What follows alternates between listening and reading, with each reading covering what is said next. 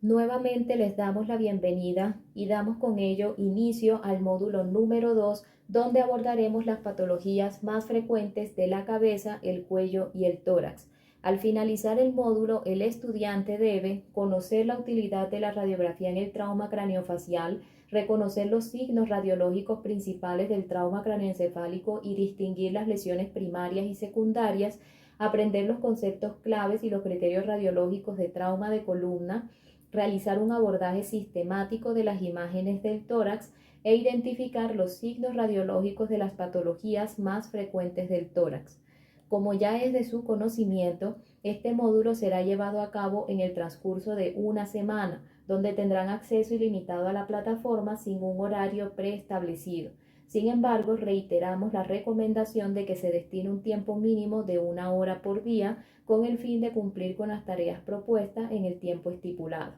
Para el desarrollo de las actividades se contará con un material de estudio, la bibliografía referenciada en este material y se tendrá acceso abierto al foro de preguntas y respuestas donde se recomienda consultar cualquier inquietud. Este módulo está dividido en dos grandes temas que son la patología de cabeza y cuello, seguido de las patologías más frecuentes del tórax. En el tema número 1 abordaremos los conceptos de radiografía de cráneo y su utilidad en el contexto de trauma craneofacial. Aprenderemos a distinguir eventos cerebrovasculares isquémicos y hemorrágicos, así como la cronología del mismo en relación a los hallazgos de imágenes. Para finalizar, hablaremos del abordaje sistemático de la columna cervical y su utilidad en el trauma de columna. Tenemos 4 ejemplos que representan 4 condiciones patológicas diferentes y para hacer el abordaje de las mismas debemos preguntarnos: ¿la lesión es intra o extraaxial? ¿Es de origen vascular, traumática o tumoral? ¿El cuadro clínico es agudo, subagudo o crónico? Si es extraaxial, ¿es de localización subdural, epidural, subaracnoidea o extracraneal? Para dar respuesta a estas preguntas, lo primero que debemos es entender el concepto de lesión intra o extraaxial. Una lesión extraaxial es aquella que es externa al parénquima cerebral, en contraste con intraaxial, que describe lesiones del parénquima. Los 4 casos corresponden a imágenes tomográficas axiales simples que nos muestran lesiones en diferentes localizaciones. La primera es un gran hematoma intraparenquimatoso que tiene extensión del sangrado al ventrículo lateral y signos de edema cerebral, donde el más importante es la presencia de una hernia subfalcina. En el segundo caso, se trata de una colección que por su distribución es característica de una localización subdural y por su densidad podemos decir que se trata de una colección crónica. Sin embargo, en el aspecto declive de esta colección vemos una zona de mayor densidad que representa resangrado, en el contexto clínico de un paciente que consultaba urgencias por síntomas agudos. En la tercera imagen es el aspecto típico de un hematoma epidural de morfología biconvexa que corresponde a una lesión extraaxial intracraneal. Y por último, el ejemplo de una hemorragia subaracnoidea con material hiperdenso que ocupa los surcos y cisuras, y además las flechas rojas nos señalan un compromiso extracraneal dado por 2 hematomas subgaleales de localización frontoparietal. La imagen de resonancia magnética tiene un papel clave en el diagnóstico de los accidentes cerebrovasculares, en especial para determinar el tiempo de evolución y la extensión del compromiso vascular. Ante la sospecha de un evento cerebrovascular, debemos preguntarnos: ¿es de origen isquémico o hemorrágico? ¿Es agudo, subagudo o crónico? ¿Qué territorio vascular compromete? ¿Es único o múltiple? En este ejemplo de izquierda a derecha tenemos secuencias de resonancia magnética potenciadas en T2, en FLAIR, DWI y el mapa ADC.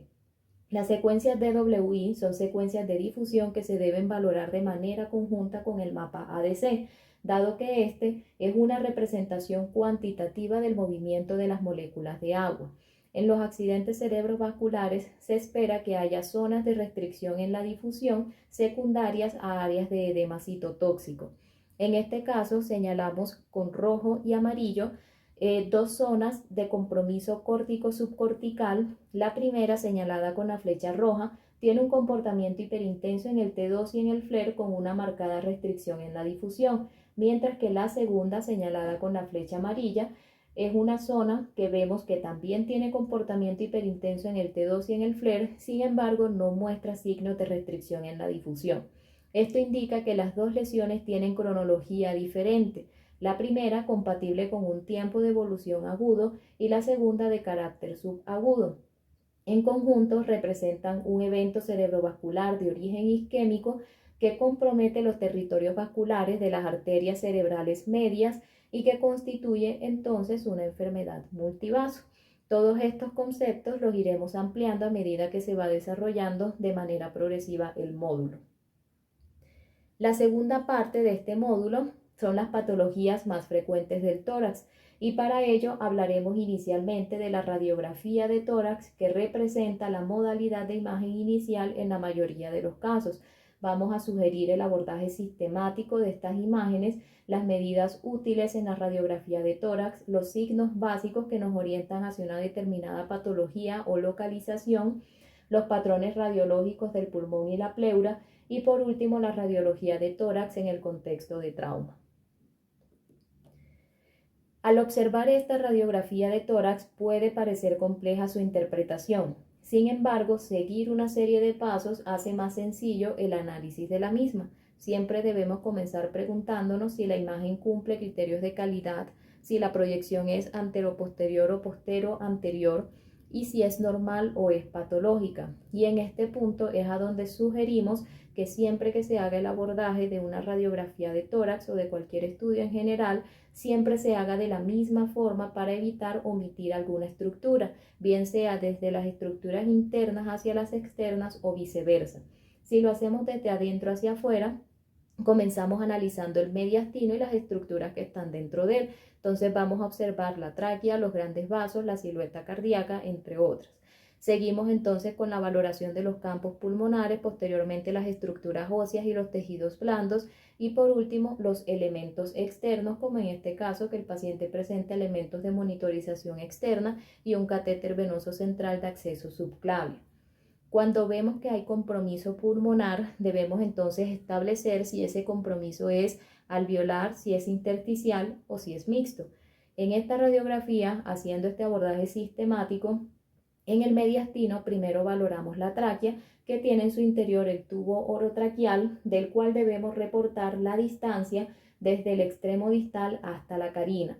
Luego observamos la silueta cardíaca y los grandes vasos, que en este caso lo que llama la atención es que hay un discreto desplazamiento de estas estructuras hacia el hemitórax derecho. Por otra parte, cuando comparamos el volumen de ambos hemitórax, percibimos que el hemitórax derecho tiene un menor volumen en comparación al contralateral, asociado a la presencia de opacidades tanto alveolares como intersticiales. Entonces, este círculo amarillo nos muestra una opacidad basal derecha. Las flechas rojas señalan zonas de opacidad de aspecto algodonoso o en vidrio esmerilado de márgenes que son pobremente definidos, que comprometen predominantemente las bases pulmonares. Y por último, este círculo morado nos muestra un compromiso intersticial reticular. Este paciente tenía un diagnóstico conocido de neumonía viral por SARS-CoV-2 con un compromiso mixto tanto alveolar como intersticial y además asociaba una telectasia del lóbulo medio, que es lo que explica los signos de pérdida de volumen del hemitórax derecho. En estas tres radiografías se observan signos radiológicos claves para el diagnóstico de algunos procesos patológicos. ¿Reconoces alguno de estos signos? ¿Qué representan? En la primera imagen tenemos el ejemplo del signo de silueta que se produce cuando dos estructuras de igual densidad se encuentran adyacentes. En este caso, el lóbulo medio contacta con el borde derecho de la silueta cardíaca, por lo que al reemplazar su contenido de aire por un material de mayor densidad, como el pus en el caso de una neumonía, ambas estructuras se superponen y se borran sus respectivos límites en la zona de contacto. Esto nos ayuda a orientarnos en la localización de ese foco de opacidad alveolar. En la segunda imagen es el signo del broncograma aéreo, que es la visualización de la ramificación bronquial radiolúcida por su contenido de aire en medio de una opacidad parenquimatosa. Este signo nos corrobora que la lesión es intraparenquimatosa y puede estar presente en zonas de consolidación o atelectasia. En la tercera es el signo del pico yuxtafrénico, que es una deformidad diafragmática visible en la radiografía de tórax en la telectasia del lóbulo superior derecho y menos frecuente del lóbulo medio, y es secundaria a la tracción del ligamento pulmonar por la pérdida de volumen. Así como estos ejemplos, en el transcurso del módulo aprenderemos otros signos radiográficos que nos orientan hacia la etiología y la localización de una lesión. Al finalizar, se evaluarán los conocimientos adquiridos por medio de preguntas prácticas y teóricas. Recuerden que es de carácter obligatorio y que el desarrollo de las mismas debe hacerse según el plazo establecido en el cronograma. Esperamos que se estén cumpliendo los objetivos académicos propuestos, que el estudiante mantenga la motivación durante el desarrollo del curso y que lo culmine de forma satisfactoria. Muchos éxitos en el desarrollo de este nuevo módulo académico.